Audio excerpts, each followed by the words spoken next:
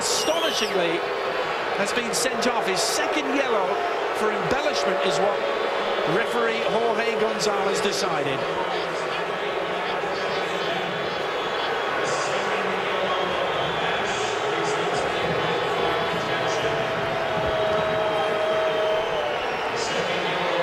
And you can hear what the crowd here at PPL Park think about it. The problem with the play early on is Danny Mwanga, take him on. Freddie Adu sets up Roy Miller perfectly. And you know what? No touch. From the other angle, it didn't look like. I don't see anything there. Now, doesn't mean it was a dive, Taylor. Right. It's not a black and white issue. Does he just go down? See, this is the part where just let him play on. Just let him play on. You completely change the game now for something that, from that angle, yeah, you can see Dax McCarty's leg go in there. Well, some words of consolation attempted to being offered by Peter Novak, but Freddie Adu is making a long walk. And a really sour end to what had been a scintillating first half. By the 22-year-old, been involved in everything, hasn't he? Is it a penalty kick? No, but I'm not sure it was a dive either. And it's not always one or the other, and I think some referees fall into the trap, increasingly, in my opinion, of thinking it is one or the other. It's either a penalty or a dive. Sometimes it's not, as the corner, or rather the cross comes in. There's a lot of grey between that black and white.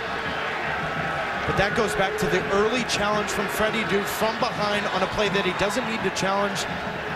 That's the useless yellow card that now puts you at liberty of a referee decision. Now Daniel! Now Pahoy teed him up with an invitation attached. The Union haven't missed a beat. Still pressing on. They're going to have 4 minutes of stoppage time to play with here.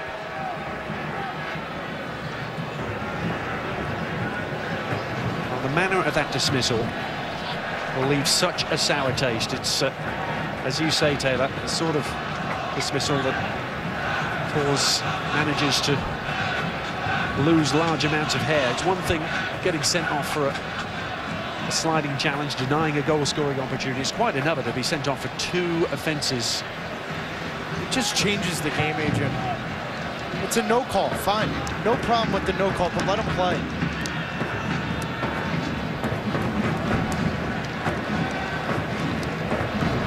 1-1.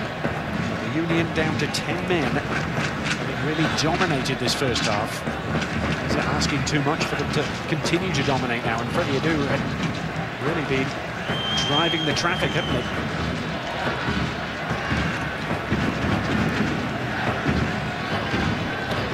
Third red card of the year. It's worth pointing out for the Philadelphia Union. Brian Carroll and Gabriel Farfan have also been set off, and also their coach, Peter Novak. He's actually just come back from a 2-game suspension.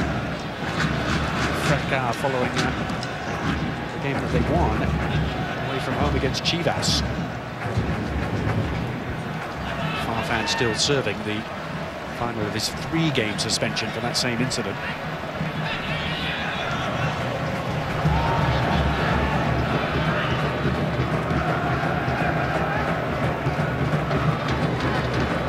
Red Bulls way to survive again and perhaps even prosper. They're not going to do it like that with Richards guilty of barging into the back of Gaddis. There's very few guys that can keep up with Dane Richards when he doesn't have the ball, and Gaddis does a great job of getting his body in between Dane Richards and the ball. Well done.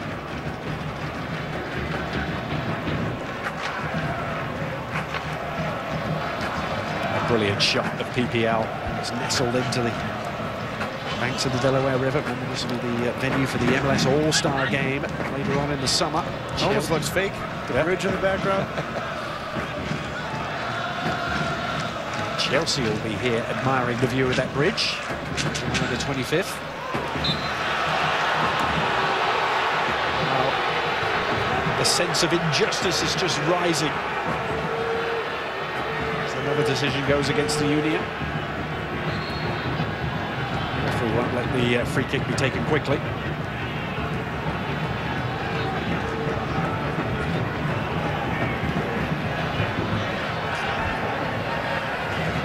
game. That's where the Union are wondering how they're going in on level terms, or rather the Red Bulls will be wondering.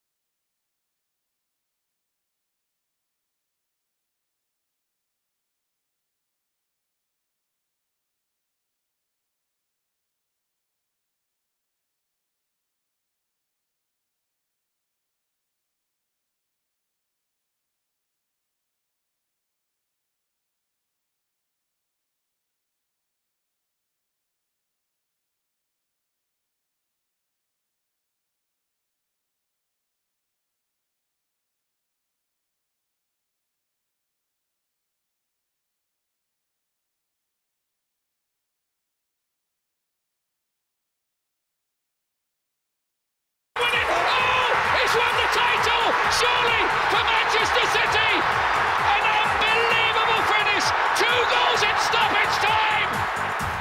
Sergio Aguero, as big a hero as you will find for those that wear blue in Manchester. The 44-year wait ends after Man City had 44 shots, Alexi. Absolutely amazing scenes after the game, and just an amazing game. It's going to go in a capsule as one of the greatest. A great day for U.S. soccer because of the coverage that was had on this league on this day. There you see the 44 shots. Give all the credit to Queen's Park Rangers, who stunningly, with 10 men, were able to take a 2-1 lead, but relinquished it in stoppage time in the second half. The good news for them, because of what happened elsewhere, they will remain in the Premiership. For Manchester City, their first title since 1968, and only the 5th club to win a Premiership title since the league began in 92-93. To the victor, the spoils. Listen, it's the first time in my life that I saw something like this. Losing 2-1 and come back and score the winner goal to give us the title. At the 94th minute is something amazing, and I'm really happy. And I knew that I made the right decision. And tonight, you know, I want to celebrate with all the fans who are here. I don't know. I don't know how I'm going to act. You know, I'm a clown. I've been a clown. I've been quiet. I don't need nothing else. This is all. This is it for me. I'm proud to play for Manchester City. I'm proud to, you know, play with these boys. And I just want to go and celebrate with them. Oh, look at it. It means the world. You know. I think we need to do it again. Let's do it again, right?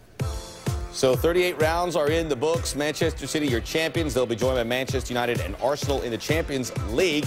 Tottenham Hotspur will be wearing their Bayern Munich shirts next weekend, pulling for Bayern to beat Chelsea so they can make the Champions League. Very interesting dynamic there, Alexi. It's going to be fun to see.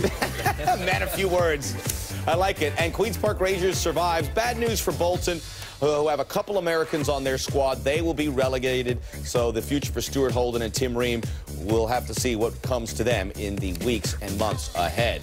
When we return, we shift our focus to Major League Soccer. Bit of luck there, but Spindola, you don't leave him alone like that. He delivers, and he's been doing it for several years. Of course, Real Salt Lake returning to the place where they won their first and only MLS Cup, and the winless streak is over.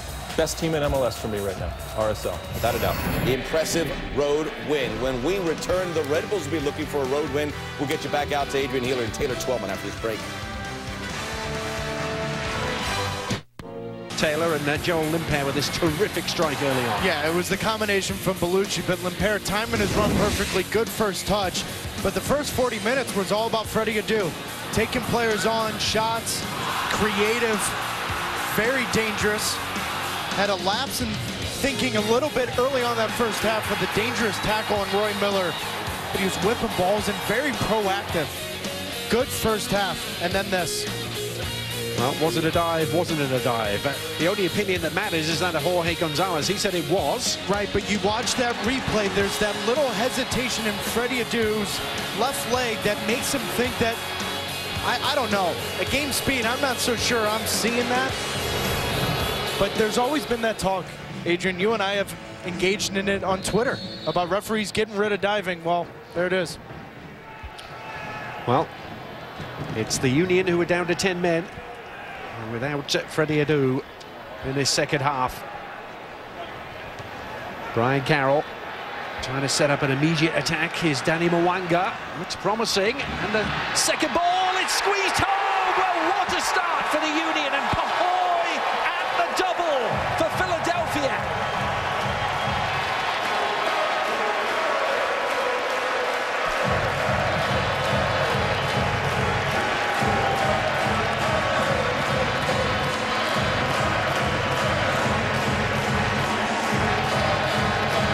Red Bulls defenders, Taylor, I think we're still in the halftime locker room. They are, but is this the same Pahoy we've seen all season? I don't know, Adrian. A little lucky with the little deflection, but the whole game, he seems more free with his movement, with his actions, taking players on, getting inside the 18-yard box. You can tell by his celebration. About 22 seconds in for number 23. And the second goal is a treat from the Union, who've come from a goal down to lead, but have a long, long way to go with 10 men. Pahoy tripling his output for the season. Goals number 2 and now 3 on the year for him. And the Red Bulls all of a sudden have it all to do.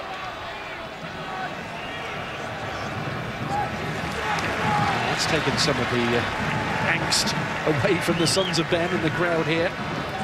They're still fuming over that Freddie Adu dismissal, but Leonid Pahoy has given them something else to think about, a victory. And how often do you hear from coaches, from players, the first 5 minutes of each half at the beginning of the end are so important. You don't want to give up goals that way. What a mental lapse from New York. The hardest part as a player, Adrian, is when you're a man up, you kind of take a deep breath. Everything's kind of slows down a little bit. You think, and the other way, Philadelphia, when you're a man down, you do that little bit extra work. You run those extra 5 yards. You chase balls down that you normally don't have to. Here's Kenny Cooper. The Red Bulls will need some output from him if they're to climb back into contentions. Going to be a stoppage. Brandon Barclage is the man down, and a little upset about the challenge that put him there. He'll need some attention.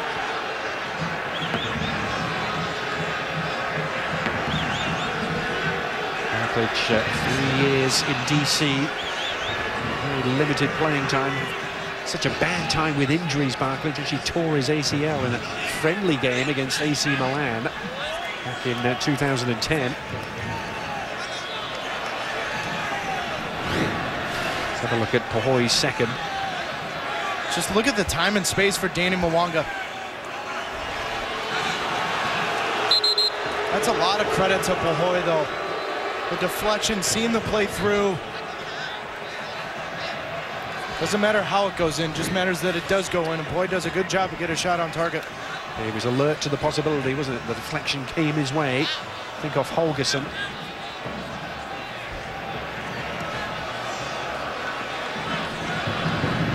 Well, the Red Bulls arrived here seeking their first 4-game winning streak in 9 years. It's been since May of 2003 that they last put 4 consecutive victories together.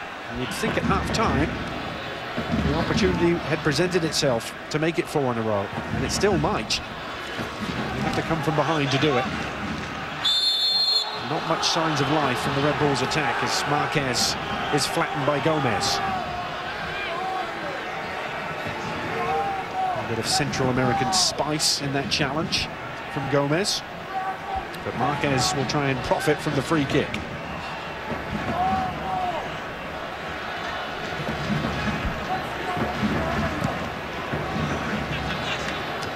McCarty was actually closest to it. Marquez has to hurry, can't get there in time. And a chance to saunter forward for Michael Farfan here. Deep looking ball for Pahoy. He's inside the area, Leonid Pahoy. Little check back. And again Pahoy, clever play. Now all of a sudden he looks like a totally different player. He does. What a luck from Michael Farfan. You know, at some point, though, Pahoy, listen, 2 goals already. Go for the hat trick. Hit that first time. The extra 3-4 touches that he takes, that now allows